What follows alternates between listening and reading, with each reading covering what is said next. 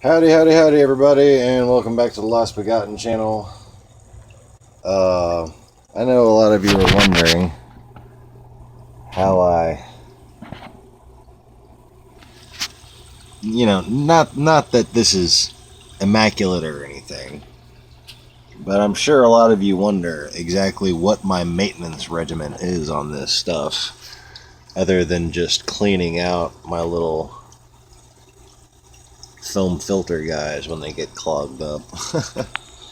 So I thought I'd make a video and explain exactly that.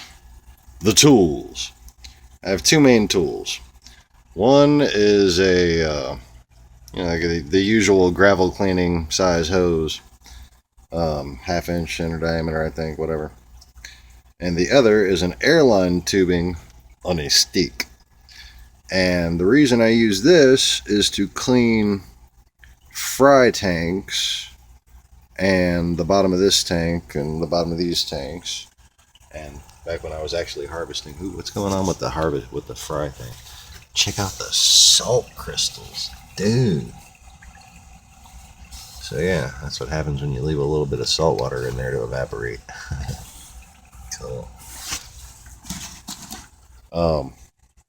Anyways, so this guy right here allows me to scrub the bottom surface while it sucks in the little bits that I get up. This guy here allows me to rapidly harvest all the algae that this thing grows for me.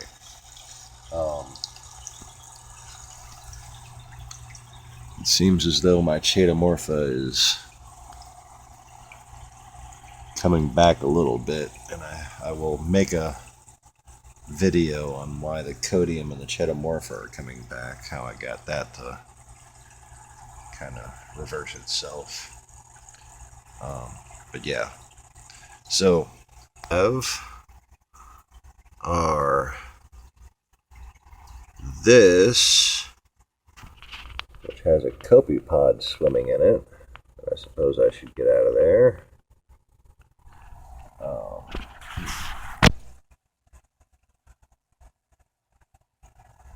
So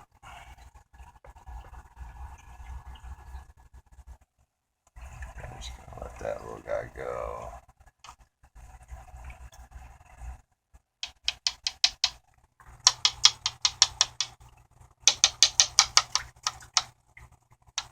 I think one of them chunks floating might be him.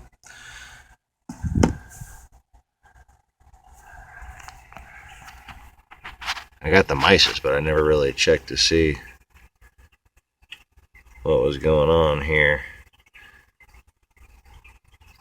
or whether or not I had any stragglers that were of any value for the microfauna population.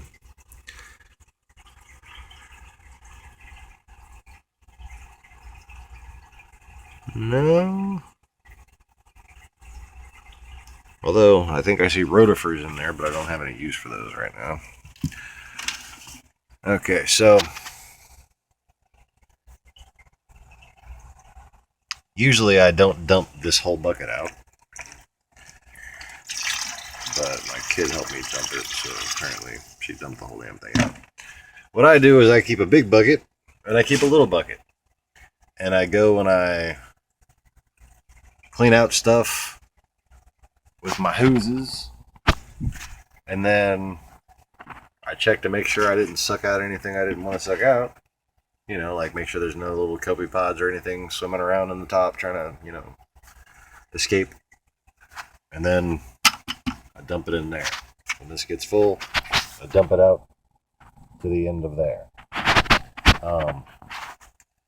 What happens is you wind up, over time, collecting a lot of sand on the bottom of your bucket. So that's why I never really clean out my big bucket. I clean this one out. That's, because I get everything out and put it in that one. Alright, so the first thing we do, we come down here, we disconnect this air supply. And then I'll take this guy and just siphon out all that crap that's all over the floor. And I come down here, slide my little glass lid back. It's mostly just there to keep dust from falling into the system. I think I slid it back too far. Shit. Oh yeah, this is really easy to do one-handed. And then I go way back there because the floor stays clear mostly on this side due to the current from this aqua clear. Right. But back there, all that shit collects. And then I'll come over here and take care of that cyanobacteria. Huh. That shade is getting a little darker green too. I think it was a nutrient problem. I think it was an iron problem. I think the perculas have absorbed so much of the iron that it killed my Chaetomorpha.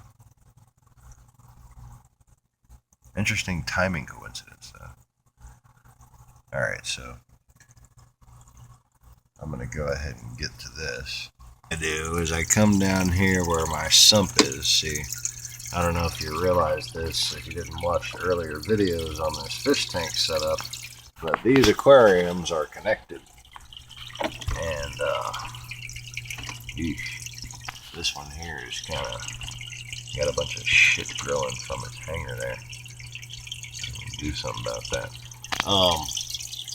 So anyways, the last thing I do is I come down here to my return pump and I clean around it and then clean it.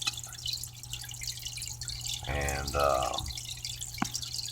what that involves is taking off the bottom housing of it, and I have like a little piece of foam in there, which I'm starting to consider just removing. But for now, I have to take it out about once a week. I have to clean these two guys every 3 days, every other day if I'm up to it. Used to be you had to clean them basically when they're first born, true perculas. You got to clean them right after feeding. You can't have any kind of level spikes or anything. You clean them, whatever they poo out, you got to clean it up. Like even from rotifers, you got to clean up your rotifer poo before there gets to be too much. These guys are so freaking cute. I almost forgot, once a week, you gotta come and pull the siphons on these guys, pull their baskets. I just did that today, that's why they're so nice and shiny. This guy back here is kind of my biofilter. And it's currently not doing but a fucking trickle. Let's see if I can fix that. Yeah, that's going a little better. I had it turned down so it wouldn't suck up any of the mysis from earlier. And here's a cat.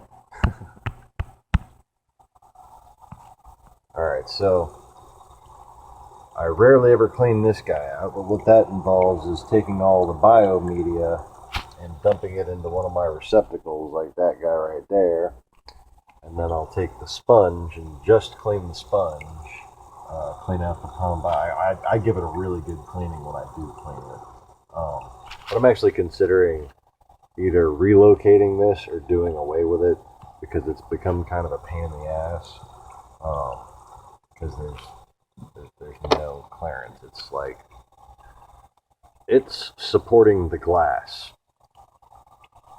I mean, it's not like a really tight fit, you know, to where it's risking cracking because it's only a fucking 29-gallon tank. But,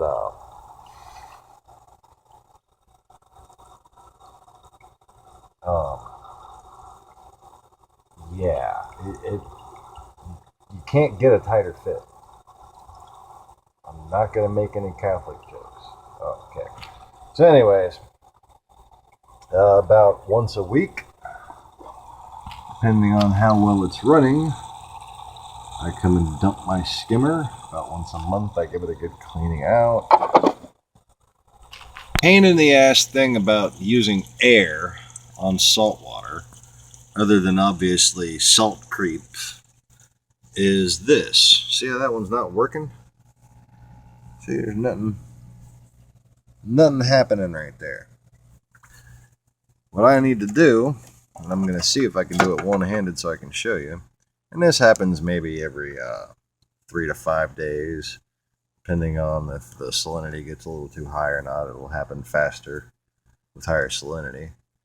But basically, crystals form around the intake there. So I create a vacuum, and I wait for the water to come up, and then I push it back out. Gotta make sure that's tight on there, or else it's not gonna fucking do any good.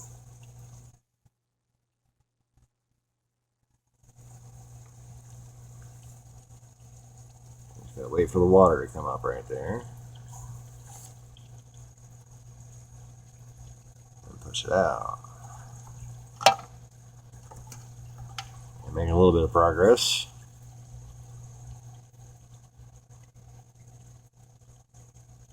It takes a couple times before the water can even get in there enough to where you can see it. There it is.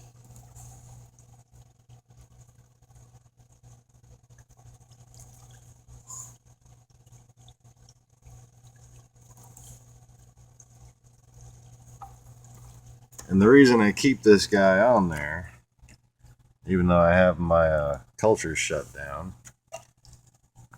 I keep this running right here with CChem matrix in it. Look at little jaws, how cute. And same thing in here, only times 2. Just for the added oxygen and the added, nitrate and nitrate filtration. So it's basically just to keep things stable between the water changes as much as possible. I should probably go ahead and do this one right here now. So thanks for watching, everybody. Like and subscribe.